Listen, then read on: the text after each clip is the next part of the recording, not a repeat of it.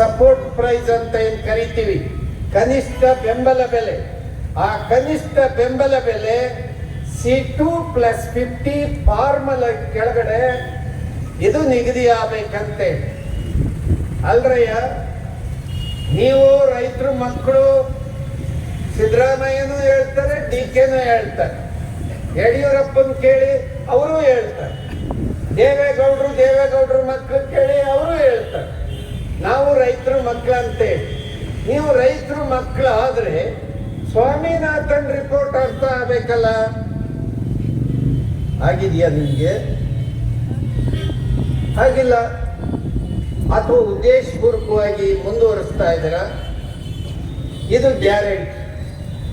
ನಿಮಗೆ ಅರ್ಥ ಆಗಿಲ್ಲ ಅಂತ ಹೇಳಿದ್ರೆ ನಮ್ಮ ಮಾತು ತಪ್ಪಾಗುತ್ತೆ. ನೀವೆಲ್ಲರೂ ಕೂಡ ರೈತರನ್ನ ಕಡೆಗಣಿಸಿದಿರಿ.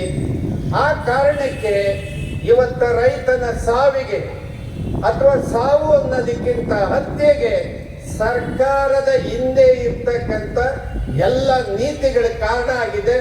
ಆ ಕೂಡಲೇ ರೈತರು MSP ಡಿಕ್ಲೇರ್ ಆಗಬೇಕು. ಬಂಧುಗಳೇ,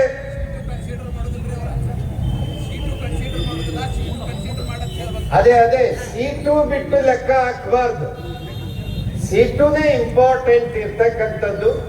ಯಾಕಂದ್ರೆ ನಿಮ್ಗೆಲ್ಲರಿಗೂ ಅರ್ಥ ಆಗಲಿ, ಆ C2 ಅಂತಕ್ಕಂಥದ್ದು ಇಂಗ್ಲಿಷ್ ಪದ. ಅದು ಕಾಸ್ಟ್ ಆಫ್ ಕಲ್ಟಿವೇಶನ್ ಅಂತೆ.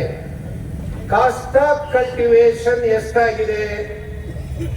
ಈಗ ಮೆಕ್ಕೆಜೋಳ ಬೆಳಿಲಿಕ್ಕೆ 1 ಎಕರೆಗೆ ಅಥವಾ 1 ಕ್ವಿಂಟಾಲ್ಗೆ ಎಷ್ಟಾಗಿದೆ? ಈ ಕಾಸ್ಟ್ ಆಫ್ ಕಲ್ಟಿವೇಶನ್ ಉತ್ಪಾದಕ್ಕೆ ಖರ್ಚು ಏನಾಗಿದೆ ಅದರಲ್ಲಿ ಅರ್ಧ ಮಾಡಿ ಇದಕ್ಕೆ ಸೇರಿಸೋದು. ಇದನ್ನ ಸೇರಿಸಿದೆ ರೈತನಿಗೆ ತನ್ನ ಉತ್ಪಾದನೆ ಖರ್ಚು ಮೈಮೇಲೆ ಬರೋದಿಲ್ಲ, ಕನಿಷ್ಠ 4 ಆಣಿ ಜೋಬಲ್ ಉಳಿಯುತ್ತೆ ಅಂತೇಳಿ ಲೆಕ್ಕಾಚಾರ ಹಾಕಿರೋದು. ಈ 4 ಆಣಿ ಉಳಿಯುವಂತ ಕೆಲಸವನ್ನ ಈ ವಿಧಾನಸಭೆಯ ಪಾರ್ಲಿಮೆಂಟ್ ಯಾರೂ ಕೂಡ ತಯಾರಿಲ್ಲ. ಇವ್ರಿಗೆಲ್ರಿಗೂ ಕೂಡ ರೈತರು ನಾವು ಚಾಟಿ ಬೀಸಬೇಕಾಗೈತೆ, ಇದ್ರ ಬಗ್ಗೆ ಜಾಗೃತರಾಗಬೇಕಾಗಿದೆ ಬಂಧುಗಳೇ. ಈಗ ಬಹಳ ಮುಖ್ಯವಾಗಿ ರಾಜ್ಯವನ್ನ ಬರ ಅಂತ ಹೇಳಿ ಘೋಷಣೆ ಮಾಡ್ಬೇಕಂತ ಹೇಳ್ತಾ ಇದ್ರು.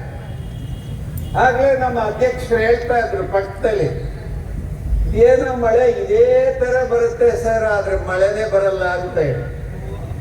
ಇವತ್ತೇನೋ ಸ್ವಲ್ಪ ಬಹಳ ಧೈರ್ಯ ಮಾಡಿ ಮಾಲಿಂಗಪುರದ ಕಡೆಗೆ ನುಗ್ಗಿಬಿಟ್ಟಿದೆ ಮಳೆ. ಒಂಚೂರು ನಮ್ಮ ಬಟ್ಟೆ ನೆನ್ಸಕ್ಕಷ್ಟೇ. ಭೂಮಿಯಲ್ಲಿ